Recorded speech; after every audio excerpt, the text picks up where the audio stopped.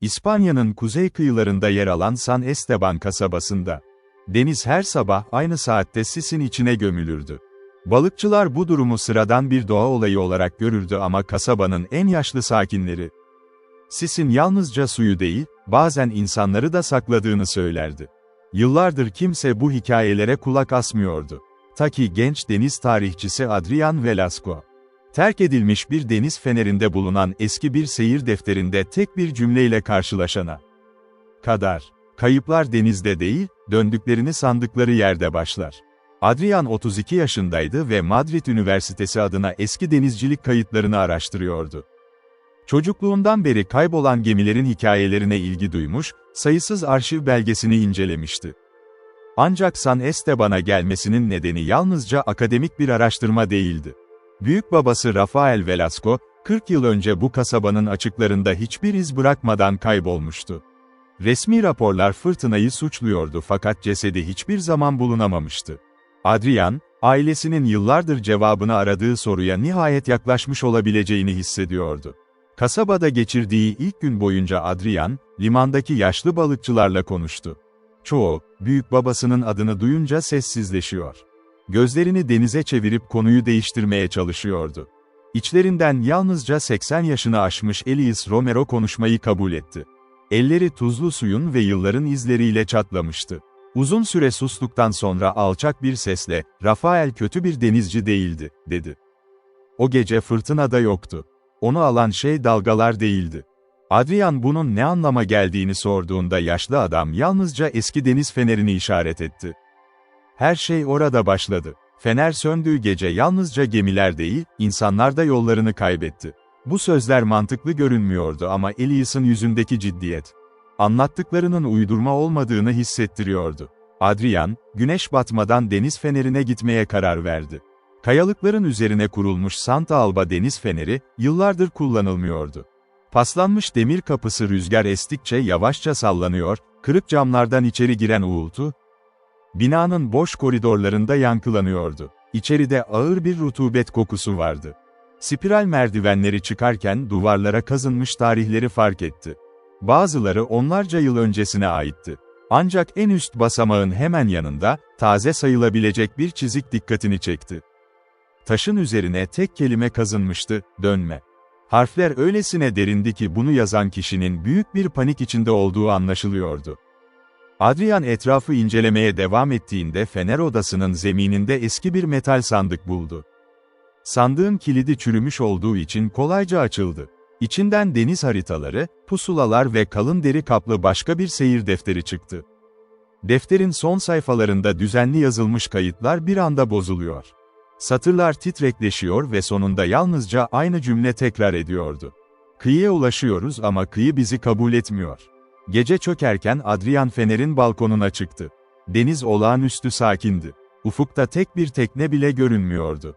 Tam geri dönmeye hazırlanırken, sis ağır ağır suyun üzerinden yükselmeye başladı.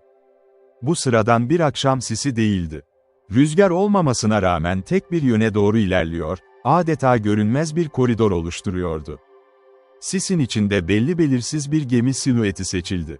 Eski bir yük gemisine benziyordu. Ne motor sesi vardı ne de ışıkları yanıyordu. Buna rağmen hiç durmadan kıyıya yaklaşıyordu. Adrián dürbününü kaldırıp dikkatle baktığında güvertede insanların durduğunu fark etti. Hareket etmiyorlardı. Hepsi aynı noktaya bakıyordu. Tam o sırada içlerinden biri yavaşça kolunu kaldırdı ve doğrudan deniz fenerini işaret etti. Adrián dürbünü indirdiğinde gemi hala oradaydı. Tekrar baktığında ise sisin içinde tamamen kaybolmuştu. Deniz yeniden bomboş görünüyordu. O gece kasabadaki küçük pansiyona döndüğünde uyuyamadı. Sabahın ilk ışıklarına kadar seyir defterini satır satır inceledi. Son sayfalardan birinin arasına sıkışmış eski bir mektup buldu. Mektup hiçbir zaman gönderilmemişti. İmza kısmında büyük babası Rafael Velasco'nun adı yazıyordu. Titrek el yazısıyla kaleme alınan satırlarda şu ifadeler yer alıyordu. "Eğer bu mektubu biri bulursa sakın sisin çağrısını takip etmesin. İlk gördüğünüz gemi gerçek değildir. Onu izlerseniz kıyıya döndüğünüzü sanırsınız ama aslında başka bir yere geçersiniz. Ben geri dönebilirsem bunu kimseye anlatmayacağım. Çünkü kimse inanmayacak. Dönemezsem de beni aramayın. Arayan herkes kayboluyor." Adrian mektubu elinde tutarken odanın kapısı 3 kez yavaşça çalındı.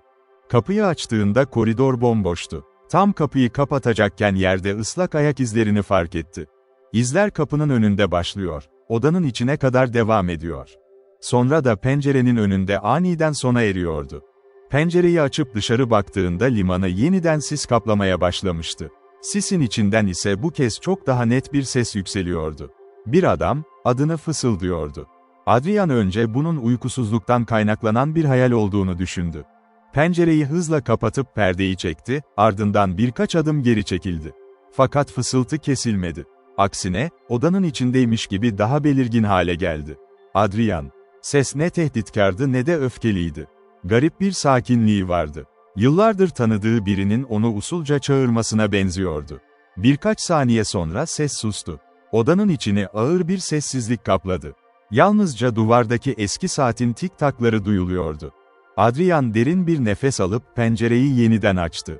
Sis hala limanın üzerinde dolaşıyordu ama ses tamamen kaybolmuştu. Tam perdeyi kapatırken limanın ucunda hareketsiz duran siyah paltolu bir adam gördü. Adamın yüzü seçilmeyecek kadar uzaktaydı. Birkaç saniye boyunca hiç kıpırdamadan bekledi. Ardından sis yoğunlaşınca silüeti yavaşça görünmez oldu. Ertesi sabah doğruca kasabanın belediye arşivine gitti.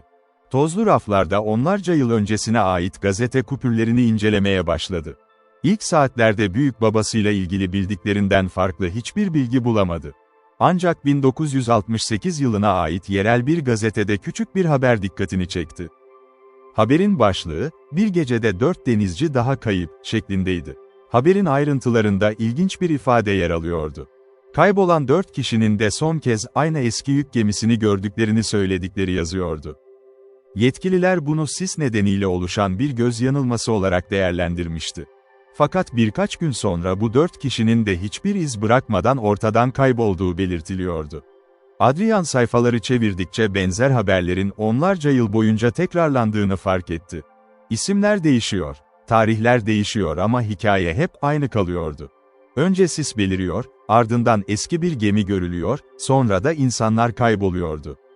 Arşivden çıkarken yaşlı bir kadın yolunu kesti. Üzerinde koyu yeşil bir palto vardı ve elindeki bastona rağmen dimdik duruyordu. "Defteri bulmuşsun," dedi hiç tanışmamış olmalarına rağmen. Adrian şaşkınlıkla kadına baktı. "Nereden biliyorsunuz?" Yaşlı kadın hafifçe gülümsedi. "Çünkü yıllardır onu bulacak kişiyi bekliyordum. Adının Beatrice Salazar olduğunu söyledi. Gençliğinde deniz fenerinin bekçisinin kızı olduğunu, kaybolan insanların ardından yapılan bütün aramalara tanıklık ettiğini anlattı. Sonra cebinden eski, sararmış bir fotoğraf çıkardı. Fotoğrafta 20'ye yakın insan vardı. Adrian'ın gözleri hemen büyük babasını seçti. Rafael en arka sırada ayakta duruyordu. Ancak dikkatini çeken başka bir ayrıntı vardı. Büyük babasının hemen yanında duran genç adam, Adrian'ın kendisine şaşırtıcı derecede benziyordu. "Bu kişi kim?" diye sordu. Beatrice derin bir iç çekti.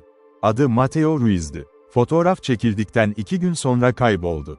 İlginç olan ise şu. O da tıpkı senin gibi buraya ailesinden birini aramak için gelmişti. Adrian fotoğrafı eline alıp uzun süre inceledi. Tarih kısmında 1979 yazıyordu. Oysa büyük babası resmi kayıtlara göre 1982 yılında kaybolmuştu. Bu durumda fotoğraf, kayboluşundan 3 yıl önce çekilmişti. Fakat daha da tuhaf olan, büyük babasının yüzündeki ifadeydi. Rafael doğrudan objektife değil, fotoğrafın dışındaki görünmeyen bir noktaya bakıyordu. Sanki kadrajın dışında duran birini görüyordu. Beatrice yavaşça konuşmaya devam etti. "Kaybolan herkes aynı hatayı yaptı. Cevabı denizde aradılar. Oysa sır hiçbir zaman denizde değildi. Öyleyse neredeydi?" Yaşlı kadın başını yavaşça deniz fenerinin bulunduğu kayalıklara çevirdi. "Fenerin altında." Adrian şaşkınlıkla kaşlarını çattı. "Altında mı?" "Evet. Fener inşa edilmeden çok önce orada doğal bir mağara vardı. İnşaat sırasında girişini taşlarla kapattılar. Ama yaşlı denizciler, sisli gecelerde mağaranın yeniden açıldığını söylerdi. Kaybolanların son izleri hep o kayalıkların çevresinde bulunurdu. Kimse aşağı inmeye cesaret edemedi.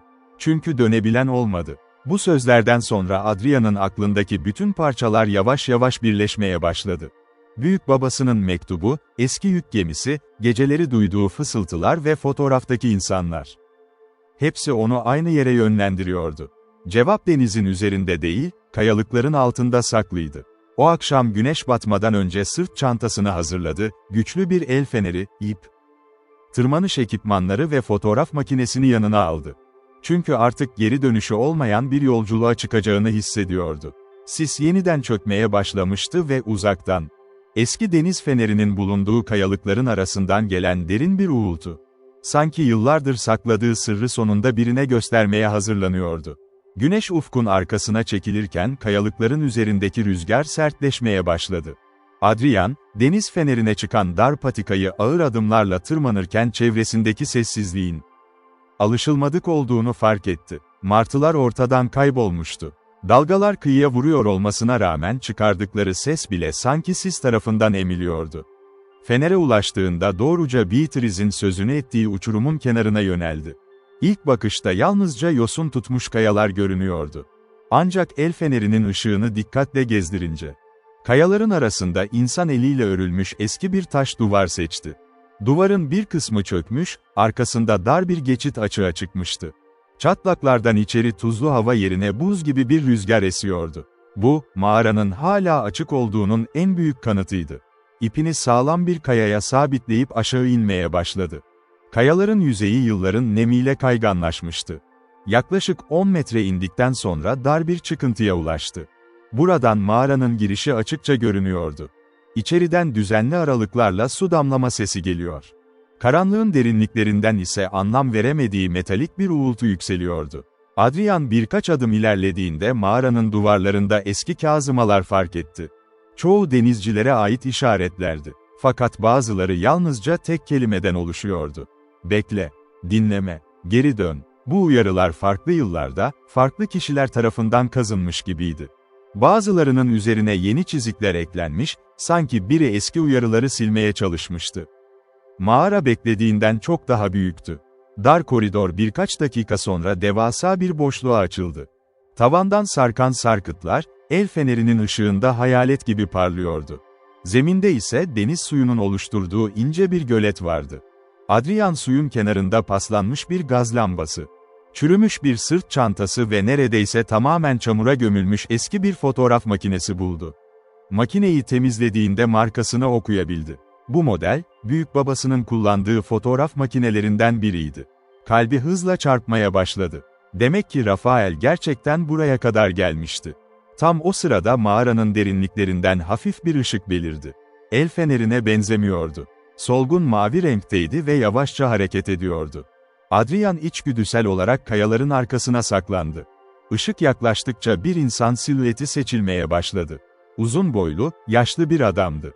Elinde eski tip bir fener taşıyor, ağır adımlarla yürüyordu. Yüzü gölgede kaldığı için seçilemiyordu. Adam mağaranın ortasında durdu, çevresine baktı ve boğuk bir sesle konuştu.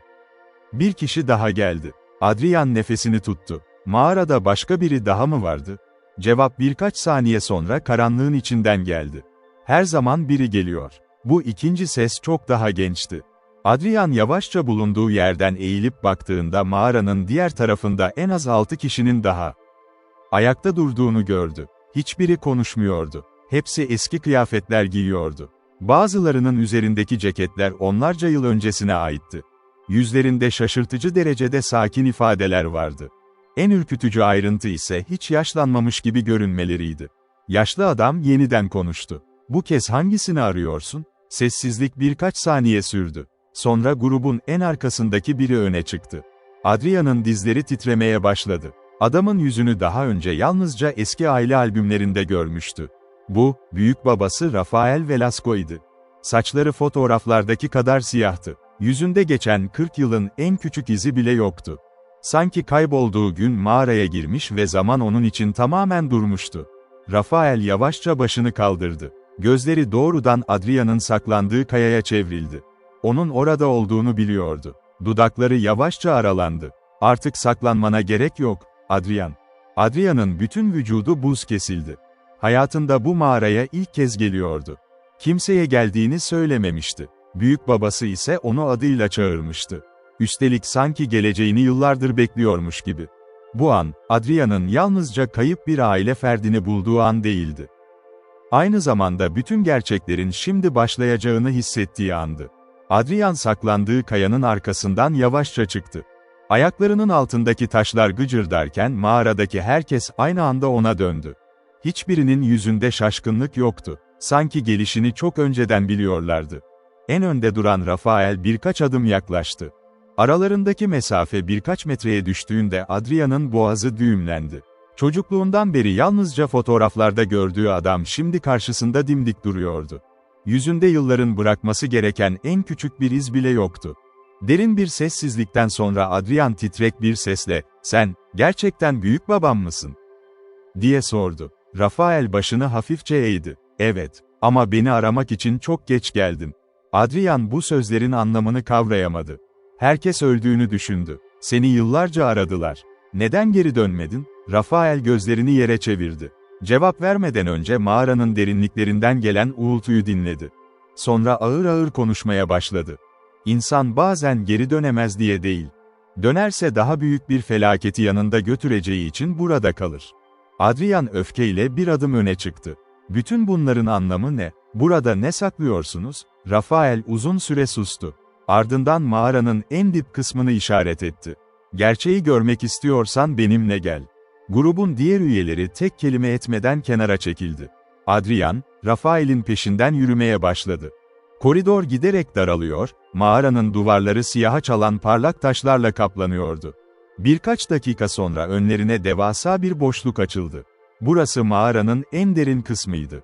Ortasında durgun görünen siyah renkli bir su gölü bulunuyordu. Ancak dikkatle bakıldığında gölün yüzeyi su gibi hareket etmiyor. Sanki ağır bir cam tabakası gibi titreşiyordu. Tavandan süzülen damlalar yüzeye düştüğünde halka oluşturmuyor, sessizce yok oluyordu. Adrian böyle bir şeyin doğa yasalarına aykırı olduğunu hissediyordu. Rafael gölün kıyısında durdu. İnsanlar bu yere, "Sessiz ayna" adını verdi. Adrian şaşkınlıkla suya baktı. Kendi yansımasını göremiyordu. Bunun yerine gölün içinde çocukluğundan sahneler beliriyordu. Annesinin gülümsemesi, babasının omzuna aldığı gün, küçük Amelia ile oynadığı anlar. Görüntüler gerçek kadar canlıydı. Adrian istemsizce dizlerinin üzerine çöktü. Elini suya uzatmak üzereyken Rafael sert bir sesle, "Dokunma" diye bağırdı. Adrian irkilerek elini geri çekti. "Bu göl sana özlediğin her şeyi gösterir," dedi Rafael. "Ama karşılığında senden bir şey alır." "Neyi?" "Hatıralarını." Adrian anlam veremedi. Rafael devam etti. "İlk başta yalnızca acı veren anıları alıyor. İnsan bunu bir lütuf sanıyor. Sonra güzel anılar kaybolmaya başlıyor. En sonunda ise kim olduğunu unutuyorsun." İşte burada gördüğün insanların hiçbiri bu mağaradan çıkamadı çünkü dışarı çıktıklarında artık kim olduklarını bilmiyorlardı. Bazıları denedi. Kasabaya ulaştılar. Evlerinin önüne kadar gittiler. Ama kapıyı çaldıklarında içeridekileri tanıyamadılar. Kendi isimlerini bile hatırlamıyorlardı. Geri dönüp buraya geldiler. Çünkü hatırlayabildikleri tek yer burasıydı. Adrian mağaradaki diğer insanlara baktı. Şimdi yüzlerindeki boş ifadenin sebebini anlıyordu. Onlar burada esir değildi. Hafızalarını kaybettikleri için başka gidecek yerleri kalmamıştı. "O halde sen neden beni tanıyorsun?" diye sordu. Rafael acı bir tebessüm etti. "Çünkü seni hiç unutmadım." "Nasıl başardın?" "Her gün seni yeniden hatırlamaya çalışarak." Bu sözlerden sonra ceketinin iç cebinden eski, katlanmış bir kağıt çıkardı. Kağıdın üzerine aynı isim yüzlerce kez yazılmıştı. Adrian. Farklı yazılarla, farklı boyutlarda, bazısı titreyen harflerle. Bazısı neredeyse okunamayacak kadar silinmişti. "Her gün ismini tekrar yazdım," dedi Rafael. "Çünkü göl onu benden almaya çalışıyordu. Eğer bir gün yazmayı bıraksaydım seni de unutacaktım." Adrian'ın gözleri doldu. Hayatı boyunca ailesinin onu terk ettiğini sanmıştı. Oysa büyük babası, 40 yıl boyunca tek bir ismi unutabilmek için değil, unutmamak için mücadele etmişti. Tam o sırada mağaranın derinliklerinden güçlü bir sarsıntı yükseldi. Siyah gölün yüzeyi ilk kez dalgalanmaya başladı. Mağaranın duvarlarında çatlaklar oluşuyor, tavandan taş parçaları düşüyordu. Rafael bir anda ciddileşti. "Geç kaldık." "Neye?" "Bugün sis yeniden kapıyı açıyor." Gölün tam ortasında yavaş yavaş koyu renkli bir girdap oluşmaya başladı. İçinden boğuk fısıltılar yükseliyor. Mağaradaki herkes aynı anda başını o yöne çeviriyordu. Rafael'in yüzündeki ifade yıllardır ilk kez korkuya dönüşmüştü. "Koş, Adrian," dedi sert bir sesle. "Bu kez yalnızca kaybolanları değil, dışarıdakileri de almaya geliyor." Mağaranın içindeki sarsıntı giderek şiddetleniyordu. Tavandan kopan taş parçaları gölün çevresine düşüyor. Siyah suyun yüzeyinde garip dalgalanmalar oluşturuyordu. Adrian olduğu yerde birkaç saniye donup kaldı. Yıllardır aradığı cevaplar tam karşısındaydı. Büyük babası hayattaydı. Kaybolan insanların sırrı çözülmüştü ve bütün bunların arkasında açıklayamadığı bir güç vardı. Ancak şimdi düşünmeye zamanı yoktu. Rafael'in yüzündeki korku, yaşananların sandığından çok daha büyük olduğunu anlatıyordu. Rafael Adrian'ın kolundan tuttu ve onu mağaranın girişine doğru çekmeye başladı. "Buradan çıkmalıyız. Sen de benimle geleceksin," dedi Adrian kararlı bir sesle. Rafael durdu. Yıllardır ilk kez gözlerinde umut belirdi. Fakat bu umut hemen yerini hüzne bıraktı. Keşke bu kadar kolay olsaydı. Adrian öfkeyle döndü. "Hayır, bunca yıl burada kaldın. Şimdi bana bunun imkansız olduğunu söyleyemezsin." Rafael derin bir nefes aldı. "Ben buraya hapsolmadım, Adrian. Ben burayı koruyorum." Bu söz Adrian'ın adımlarını durdurdu. "Ne demek bu?" Rafael mağaranın merkezindeki siyah göle baktı. "Yıllar önce buraya ilk geldiğimde ben de herkes gibi yalnızca kayıp insanları arıyordum. Kızımın oğlunu, yani seni, kaybetme korkusuyla hareket ediyordum. Amelia kaybolduktan sonra ailen dağıldı. Sen küçüktün ve kimse sana gerçeği anlatmadı. O gece Amelia aslında ormanda kaybolmadı. Bu mağaranın girişine kadar geldi. Onu buraya getiren şey korku değildi. Birinin onu çağırmasıydı." Adrian'ın yüzü değişti. "Amelia." Rafael başını salladı. "Burada olduğunu fark ettiğimde çok geçti. Onu geri getirmek için göle dokundum. Ama göl bir kişiyi geri verirken başka birini alır. Amelia'yı dışarı çıkardım. Ama karşılığında kendimi burada bırakmak zorunda kaldım." Adrian'ın zihni karıştı. "Amelia yaşıyor mu?" Rafael cevap vermeden önce gözlerini kapattı. "Yaşıyor." O anda mağaranın arkasından hafif bir ses duyuldu. "Adrian." Bu sesi duyduğu anda Adrian'ın bütün vücudu ürperdi. Yıllardır unutamadığı bir sesti. Küçük kız kardeşinin sesi. Mağaranın karanlık tarafında yavaşça bir silüet ortaya çıktı. Genç bir kadın, elinde eski bir deniz feneri taşıyarak onlara doğru yürüyordu. Yüzü Adrian'ın çocukluk anılarındaki Amelia'ya çok benziyordu. Fakat artık küçük bir kız değildi.